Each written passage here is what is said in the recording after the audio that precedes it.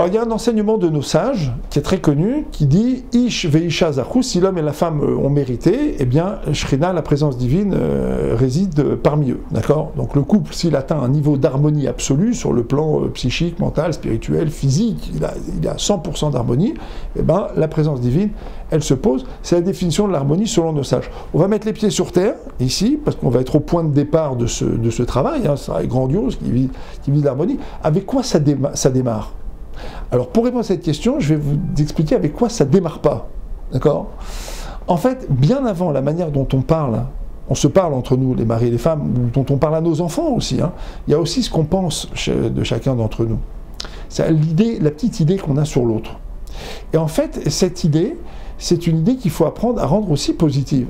On peut penser des choses négatives de l'autre, hein, dans un couple. Je veux dire, on n'est pas des gens parfaits, donc on peut penser des choses négatives. Mais est-ce qu'on s'applique à penser de manière consciente quelque chose de positif sur l'autre? Est-ce qu'on se pose 1 minute par jour pour dire « maintenant, je vais penser des choses positives sur l'autre » ? Il est ceci, elle est cela, etc. Elle est géniale, il est bien, etc. On va prendre une feuille, on va l'écrire. Tous les jours, pendant 1 semaine, on va se le répéter. Est-ce qu'on s'applique à muscler de manière consciente une pensée positive à l'égard de l'autre?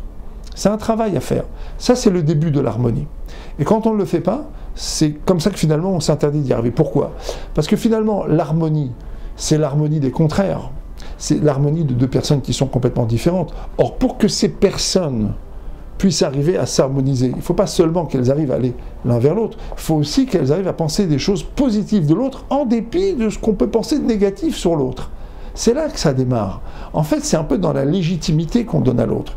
L'autre, il a des qualités, il a des défauts. Ok, mais en dépit des défauts que je peux voir chez l'autre, c'est immense défauts terribles, d'accord? Ils sont des défauts terribles, d'accord?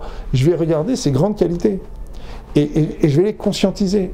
Et je vais les placer de manière claire et nette dans mon spectre, dans mon horizon, de manière précisément à pouvoir le dire à l'autre, à dire en permanence à l'autre, par lui envoyer un flux d'informations positives, de regards positifs, de gestes positifs, de gestes d'affection, qui vont précisément concourir à l'harmonie. À l'autre bout de la chaîne, on ne va pas en parler maintenant parce que c'est un peu long, mais à l'autre bout de la chaîne, il se produit un autre phénomène.